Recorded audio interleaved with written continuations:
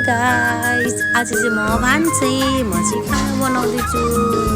So किन यति धेरै खाना बनाएको भन्दाखेरि चाहिँ आज चाहिँ हाम्रो घरमा श्राद्ध थियो।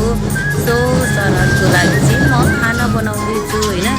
आज मैले के बनाउँदैछु भन्दा चाहिँ हैन, लगभग सबै आइटमहरु चाहिँ मैले नै बनाएँ हैन।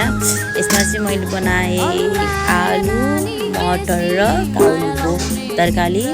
अनि आगोमा बनाउँछु हैन। अनि आगो पनि यसरी गरी छैन, यस्तो पानी परेर दाउराहरू सब भिजेर चाहिँ हैन बल्ल बल्ल फुट्दै चाहिँ बनाउँदैछु। यो चाहिँ खिर हो हैन, खिर पनि मैले बनाएँ। अनि त्यसपछि यो चाहिँ अचारको लागि बन्दा काँक्रो आलुको अचारको लागि चाहिँ रेडी गरेको।